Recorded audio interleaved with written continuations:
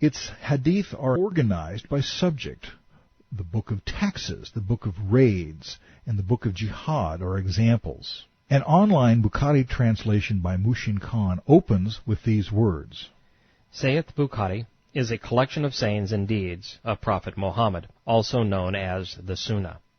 The reports of the Prophet's saying and deeds are called hadith.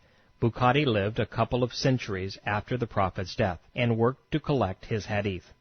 Each report in his collection was checked for compatibility with the Quran, and the veracity of the chain of reporters, or isnad, had to be painstakingly established.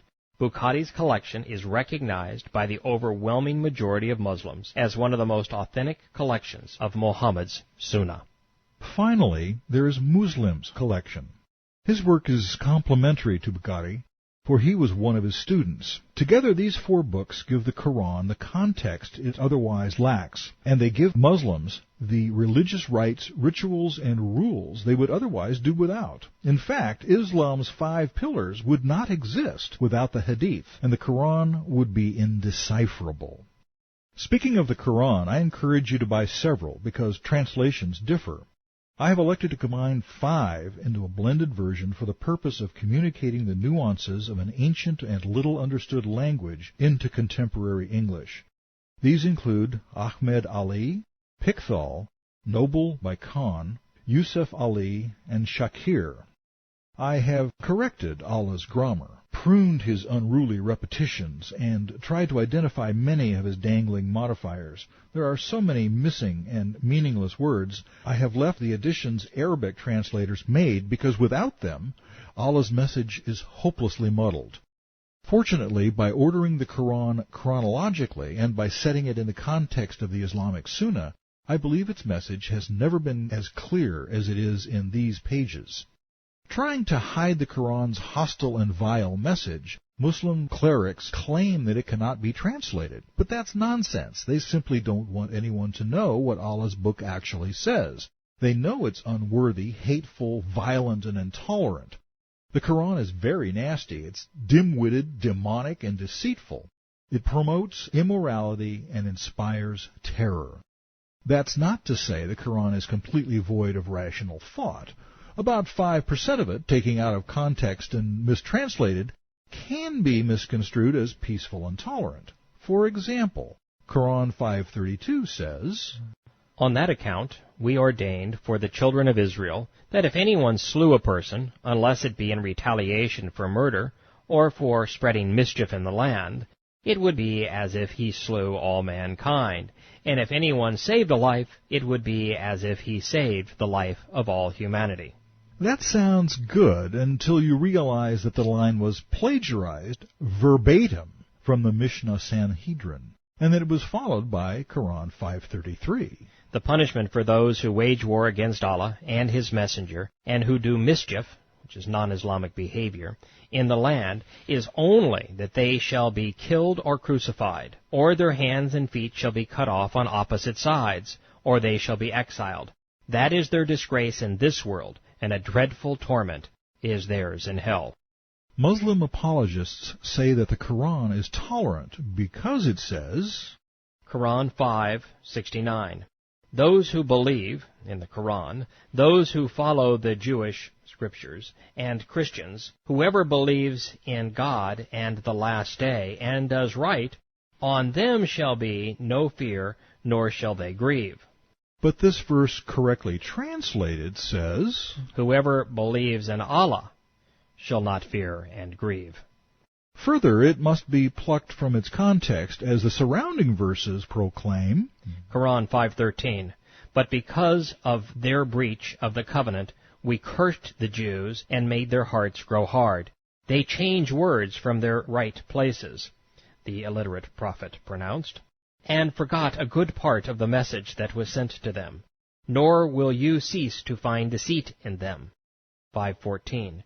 For those, too, who call themselves Christians, We made a covenant, but they forgot a good part of the message that was sent to them, so we estranged them, stirred up enmity and hatred among them. 5:17. Say, who has the least power against Allah if he were to destroy Christ, the Messiah, and everyone else on earth? 5:37.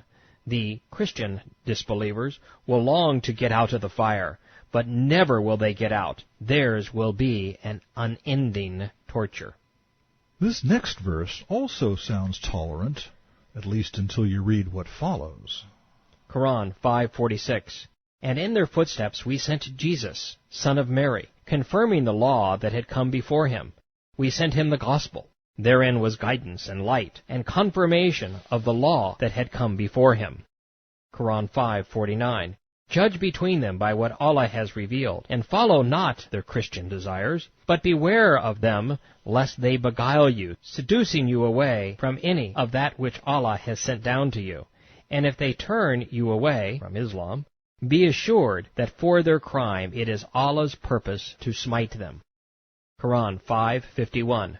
Believers, take not Jews and Christians as friends. 5:59. Say, people of the book, do you disapprove of us because we believe in Allah and in the revelation that has come to us? Say, shall I point out to you something which is worse than this by the treatment it received from Allah? Those who incurred the curse of Allah and His wrath, those Jews He transformed into apes and swine. 5:72. They are surely infidels who blaspheme and say, God is Christ, the Messiah. But the Messiah only said, Children of Israel, worship Allah. Lo, whoever joins other gods with Allah or says he has a partner, Allah has forbidden paradise, and hell will be his abode. 5:73. They are surely disbelievers who blaspheme and say, God is one of three in the Trinity, for there is no ilah, God, except one Allah. If they desist not from saying this, verily a grievous penalty will befall them.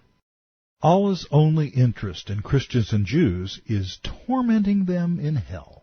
Quran 98:1. Those among the people of the book who disbelieve would never have been freed from their false religion if the clear proofs had not come to them. An apostle of Allah came reading out of hollowed pages containing firm decrees.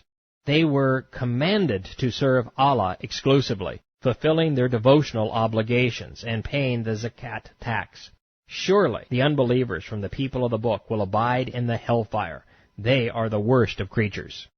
The Quran's message is intolerant, hateful, and violent. There is another reason Muslim clerics and kings don't want the Quran translated.